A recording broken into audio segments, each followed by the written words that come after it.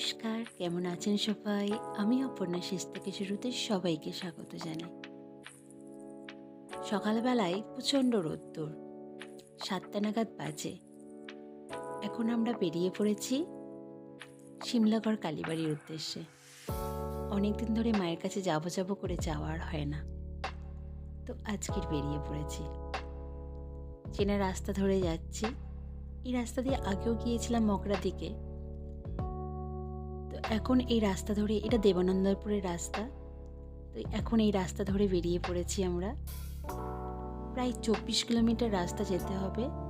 আমার ব্যান্ডেলে বাড়ি, ব্যান্ডেল থেকে সিমলাগড় যেতে 24 কিলোমিটার রাস্তা অতিক্রম করতে হবে। আর আজকে সকাল থেকে প্রচণ্ড রোদ্দুর, এতটাই রোদ্দুর যে মনে হয় যেন তাকানো যাচ্ছে না। বুঝতেই পারছেন আজকের বেশ গরমও আছে। সকাল সকাল রোদ্দুরটা ওঠাতে হেলমেট, মাস্ক, সানগ্লাস সব পরে নিয়েছি। তো এই যে আমরা সরস্বতী নদীটা এখন পেরোচ্ছি।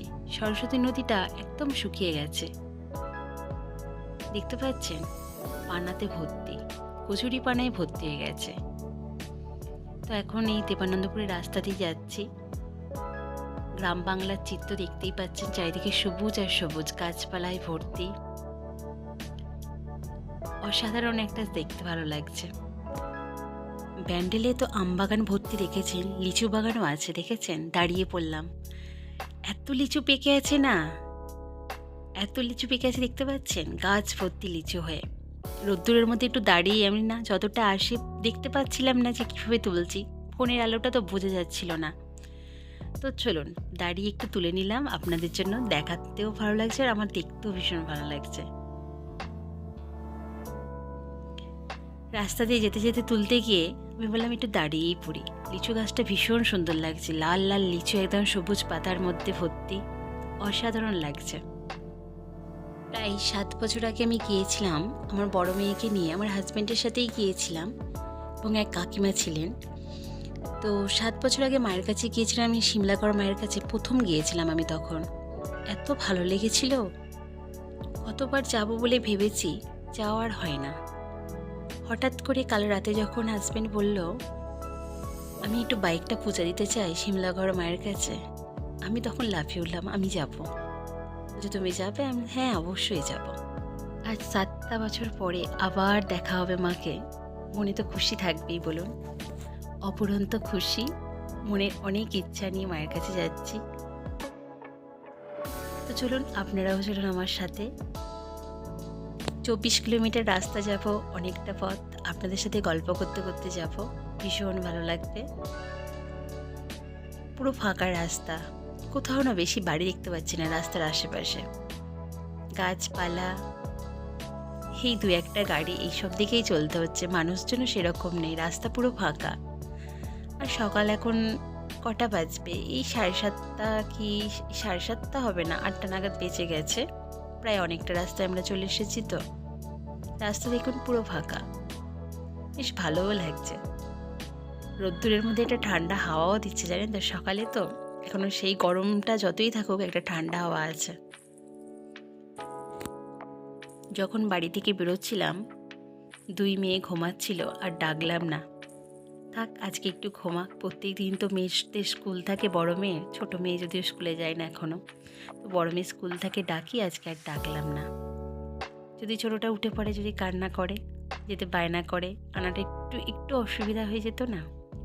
তো চলুন সামনেই দেখুন একটা পার্ক আসছে। এই পার্কটাও আমি এসেছিলাম প্রায় 7 বছরই আগে ধরতে গেলে।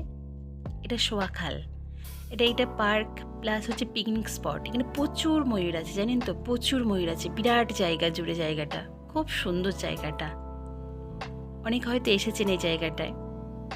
আমি এসেছিলাম এই 6-7 বছর আগে এসেছিলাম বড় মেয়েকে নিয়ে, তখন 1 জানুয়ারির দিনে এসেছিলাম। ভীষণ সুন্দর জায়গাটা, পিকনিক স্পট, সবাই পিকনিক করে, আর প্রচুর ময়ূরও আছে ভেতরে। বাচ্চাদের এনে ভালো লাগবে, ভীষণ ভালো লাগবে। তো অনেক বছর আগে যেখানে যাই সেই বছরগুলো পেরিয়ে যায় আস্তে আস্তে। আজকে যখন যাচ্ছি ভীষণ আনন্দ হচ্ছে, ভীষণ ভালো লাগছে। মনে হচ্ছে কতখানি গিয়ে পৌঁছাবো। অনেকেই হয়তো শিমলাগড় মায়ের কাছে এসেছেন, তো আমি অনেকদিন পরে যাচ্ছি। আমিও একবার এসেছিলাম, আগেই তো বললাম, আজকে যাচ্ছি। আর এখানে জানেন তো আমার বড় মেয়েরাও আসার ইচ্ছে ছিল, ওকে বলেছি রাতে যে আমরা এমন শিমলাগড় মায়ের কাছে পূজা দিতে যাবো। ও বলেছিল মা আমি তোমাদের সাথে যাব, কিন্তু পরে বললাম তুমি যদি যাও বোনটা তো কাঁদবে, আর 4 জনেই গাড়িতে যাওয়াটা একটু অসম্ভব, যাওয়াটা উচিত না, তো এতটা লং রাস্তা। তো ও সেই আমার মেয়ে তো একটু বোঝেই, বড় মেয়ে, তো বুঝে তো ও ঠিক আছে। এই বিচের রাস্তাটা যে পেরোলাম, আমি যখন মগরা এসেছিলাম বললাম না, যখন মগরা এসেছিলাম এই রাস্তাটা চেনা রাস্তা, মগরা পর্যন্ত এই রাস্তাটা চেনা, তারপরে একটু অচেনা, আমারও অচেনা, কারণ আমিও তখন এসেছিলাম অনেক দিন আগে, তো আবার চেনা রাস্তা হয়ে যাবে আজকে যাওয়ার পর থেকে। তো চলুন, আর 2 মিনিট পরেই আমরা পৌঁছে যাব শিমলাগড় কালীবাড়ি মায়ের কাছে। তো এসেই গিয়েছি, প্রায় 24 কিলোমিটার রাস্তা আমরা কমপ্লিট করে ফেললাম। সময় লেগেছে 1 ঘন্টা, পাক্কা 1 ঘন্টা সময় লেগেছে। তো এই যে আমরা এসে গিয়েছি। তো চলুন মায়ের কাছে পূজাটা দিই। এত সকালে এসেছি, তবুও যেন মনে হয় কত ভিড় হয়ে গেছে। সবাই পূজার থালা নিয়ে, পূজার ডালি নিয়ে সবাই এসেছে মায়ের কাছে পূজা দিতে। এই মন্দিরে জানেন তো বিয়ে হয়। আমি আগের বারে যখন এসেছিলাম তখন দেখলাম যে দুজনের বিয়ে হচ্ছে, আর সেইবার এসেছিলাম বিকালে, তো সেই কারণে হয়তো দেখতে পেয়েছিলাম। বিকালে এসে দেখলাম 2 মেয়ের বিয়ে হলো। তো এই যে সামনে যে জায়গাটা আছে এখানেই বিয়েটা হয়, নিচে দেখেছি তো। আর এখানে জানেন তো বলি প্রথাও চালু আছে। এখানে পাশেই সব ফুল বা মোমবাতি, ধূপ, মিষ্টি যা কিনবে সব পাশেই দোকান আছে। পুজো দেওয়ার জন্য আপনাকে কিছু নিয়ে আসতে হবে না, এখান থেকেই সব কিছু পেয়ে যাবেন, কোনো অসুবিধা হবে না পুজো সামগ্রী কিনতে। এবার পূজার সামগ্রিক সব নিয়ে নিই, কারণ পূজা দিতে হবে, এবার পূজার সামগ্রিকটা নিয়ে নিই। এই যে পূজার সামগ্রী সব নেওয়া হয়ে গিয়েছে, হাজব্যান্ডের হাতে সব রেখে দিয়েছি, তুমি ধরো। চলুন মাকে এবার দর্শন করায়, যার কাছে আসা এত দূর থেকে। তো চলুন, মায়ের রূপ সত্যি অসাধারণ, দেখলে মনটা পুরো ভরে উঠছে। দেখুন এত সুন্দর মুখখানি, অপূর্ব সুন্দর মা। সবাইকে ভালো রেখো মা, সবার মনস্কামনা পূর্ণ করো, সবাইকে ভালো রেখো। প্রথমবার এসে মায়ের সামনে গিয়ে মাকে দর্শন করেছিলাম, মাকে প্রণাম করেছিলাম। এখন দেখতে পাচ্ছি সামনেটাই মানে গেটটা লাগিয়ে দিয়েছে, ভেতরে উঠতে দিচ্ছেন না। এই যে মায়ের পদস্থল আমি বাইরে থেকেই দেখালাম, ফুলের রাশি আছে। আর গাড়ি পূজা দেবো বলেছি বলে এখানে উনি মায়ের পদস্থলে সিটে গিয়ে সব রেডি করে দিচ্ছে, পূজা দিয়ে দিচ্ছেন এখানে। তো মায়ের পদস্থলে এখানেই পায়েতেই মায়ের ফুল টল সব দিয়ে দিচ্ছে, ফুল দিয়ে দিচ্ছে। যাই হোক, মাকে এখান থেকে দর্শন করতে হচ্ছে। এখান থেকে মায়ের পদস্থলে সবাই প্রণাম করুন, কেন সামনে তো আর যাওয়া যাচ্ছে না, মায়ের পদস্থলটা বাইরে নিয়ে এসেছে। তো পুরোহিত মশাই এখানে পূজা দিয়ে দিচ্ছেন, এবং এখানে পূজাটা দিয়ে আবার সামনে একজন পুরোহিত মশাই বসে আছেন, ওনার কাছে গিয়ে আমাদের অঞ্জলি দিতে হবে, তাই বলে দিলেন উনি। তো সামনে নিয়ে গিয়ে অঞ্জলি দেওয়ার ব্যবস্থাও আছে, মন্দিরের সাইডে গিয়ে অঞ্জলি দেওয়ার ব্যবস্থা আছে, সমস্ত কিছু এখানে ব্যবস্থা আছে, দেখলাম কোনো অসুবিধা নেই। আর এখানে এই যে বলেছিলাম না যে এখানে হচ্ছে বলি প্রথা আছে এখনো চালু। এই যে পূজার সামগ্রিক সব নিয়ে এসেছি, এবার এখানে অঞ্জলি দেবো, পূজা দেওয়া আমাকে হয়ে গিয়েছে। তো চলুন এবার অঞ্জলিটা দিয়ে দিই। অঞ্জলিটা দেওয়ার হয়ে গেলে তারপরে গাড়িটাকে পূজা দেওয়ার জন্য পুরোহিত মশাই যাবেন, গিয়ে গাড়িটা পূজা দিয়ে দেবেন। তো অঞ্জলি না হলে তো আর যাওয়া যাবে না, তো অঞ্জলিটা দিয়ে দিই। চলুন মাকে ভক্তি করে অঞ্জলিটা দিয়ে দেওয়া যাক। তো অঞ্জলি দিয়ে আমি এখানে চলে এসেছি মোমবাতি আর ধূপ জ্বালিয়ে দিতে।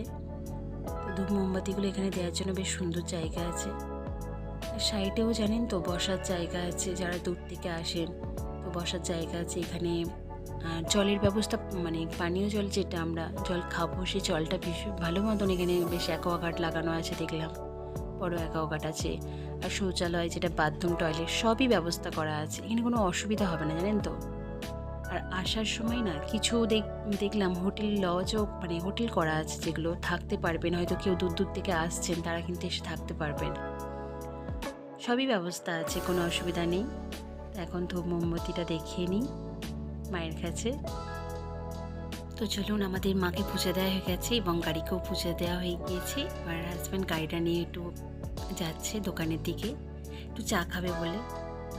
তো এসে দোকানটাতে একটু দাঁড়ালাম, একটু চা না খেলে হয় না। তো প্রায় আবার তো যেতে 1 ঘন্টা সময় লাগবে, তো বাড়ি যেতে প্রায় 11টা নাগাদ বেজে যাবে। তো একটু টিফিন সেরে নিই। বললো শুধু চা খাওয়া না, এখানে দোকানে এসে দেখলাম যে গরম গরম কচুরি পাওয়া যাবে, বললো আমরা এখনই ভেজে দেবো। ঠিক আছে, কচুরিটা দিন, একটু খেয়ে নিই। তো চলুন, গরম গরম কচুরিটা হাত দিতেই একদম মানে নরম তুলতুলে আর বেশ গরম গরম কচুরিটা পেয়েছি, তার সাথে সুন্দর ঘুগনি দিয়েছে, বেশ ভালো লাগবে খেতে। তো চলুন খাওয়াটা সেরে নিই। আবার খাওয়া সেরেই বেরিয়ে পড়েছি।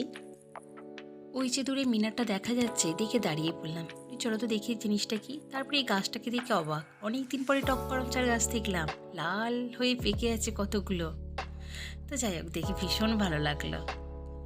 তো আবার গাড়িতে চেপে এবার রাস্তা দিয়ে চলতে থাকবো বাড়ি যাওয়ার উদ্দেশ্যে। তো চলুন, আবার পরে দেখা হবে আপনাদের সাথে অন্য কোনো ব্লগে। আপনারা সবাই ভালো থাকবেন, সুস্থ থাকবেন, সাবধানে থাকবেন। আর আমার ভিডিওটা যদি আপনাদের ভালো লেগে থাকে অবশ্যই আমার চ্যানেলটা সাবস্ক্রাইব করুন, একটা লাইকও করে দেবেন, আর কমেন্টস করে জানাতে পারেন কেমন লাগছে ভিডিওটা। তো চলুন, আবার অন্য কোনো ব্লগে দেখা হবে। সবাই ভালো থাকবেন, সুস্থ থাকবেন, সাবধানে থাকবেন।